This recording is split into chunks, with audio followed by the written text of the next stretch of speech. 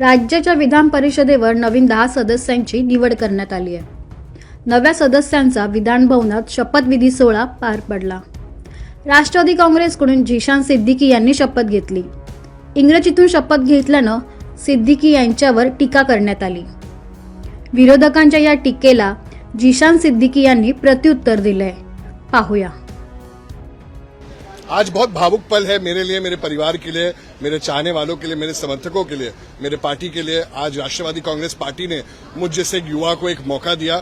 मैं सुनीता पवार वहिनी साहब का बहुत बहुत धन्यवाद करना चाहूंगा, पार्थ पवार दादा का, प्रफुल्ल पटेल साहब का, सुनील तटकरे जी का.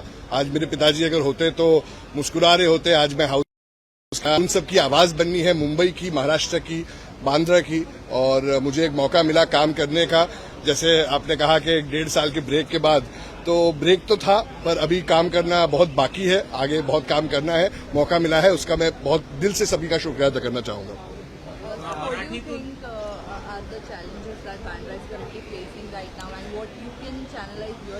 See, there's a lot of issues in Bandra per se. Now, if you talk about the traffic issues, the road issues everywhere in Bandra, everything is dug up, and the development issues, a lot of housing issues are being faced by the common man. Builders are coming in, day out, cheating the common man, the poor people.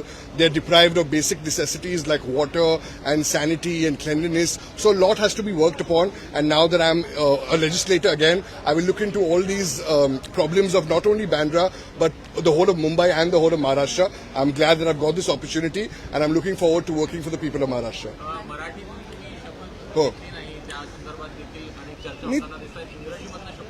देखिए, पिछली बार भी मैंने अंग्रेजी में शपथ ली थी. मैं एक एजुकेटेड यंग पॉलिटिशियन हूँ, लेजिस्लेटर हूँ. 2019 में मैं जब चुन के आया था तो सारे एमएलएज में से मैं अकेला था जिसने इंग्लिश में शपथ ली थी. और मुझे लगता है जब मैं आया था तो सारे पार्टी के लाइन में लोगों ने मुझे कहा था कि उनको अच्छा लगा, क्योंकि एजुकेटेड लोग को हमें प्रोत्साहित करना चाहिए. हमारा देश बढ़ रहा है और देश के साथ साथ हमें हर एक लैंग्वेज को प्रमोट करना चाहिए. मराठी हमारी राज्य की भाषा है. और मैं जैसे ही शपथ लिया, मैं छत्रपति शिवाजी महाराज के स्टैच्यू पर जाके मैंने उनका अभिवादन भी किया, और वो मुझे गर्व है उस चीज का. पर अंग्रेजी में शपथ लेने के बारे में ज्यादा चर्चा नहीं होनी चाहिए. चर्चा विषय काम पे होना चाहिए. और मुझे लगता है this is not very important. I gave the oath in the language I wanted to, and I don't think that this should be discussed any further. बहुत सारे उतार चढ़ाव दिखे, आपके फादर नहीं रहे, बाद में आपकी सिक्योरिटी भी निकाल दी गई. उस सबको गुजर जाने के बाद में आज आपको वापसी हुई है. देखिए, लोगों के लिए आप अच्छा करेंगे तो आपको फल यहाँ भी मिलेगा, जिंदगी के बाद भी मिलेगा. मैंने, मेरे परिवार ने, मेरी माँ की दुआएं मेरे साथ है, मेरी बहन का प्यार मेरे साथ है, मेरे समर्थकों का प्यार मेरे साथ है, मेरे वालिद साहब ऊपर से देख के मुस्कुरा रहे हैं. तो इन सब की दुआएं, बड़ों का आशीर्वाद लेकर मैं चलता आ रहा हूँ. तो जितनी भी कठिनाइयां देखनी थी वो हो गई है.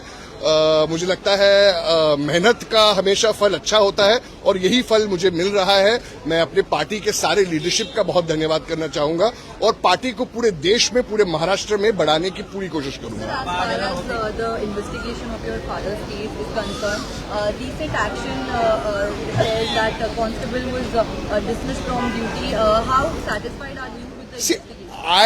I have always given my view that I have not been satisfied with the investigation, and just suspending the constable is not something which is going to get any of us any happiness.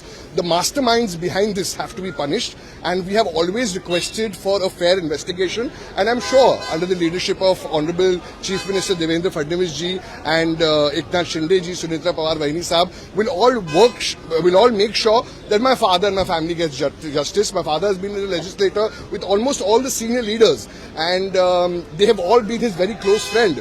So it's upon them also to get justice for him, for my family. Until the people who have orchestrated this murder are not behind the bars and are not investigated, I don't think the people of India or the people of Maharashtra, the people of Bandra, the people of Mumbai will get justice. And I'm looking forward to getting justice from the courts, from the judiciary, from the law and order system of our country.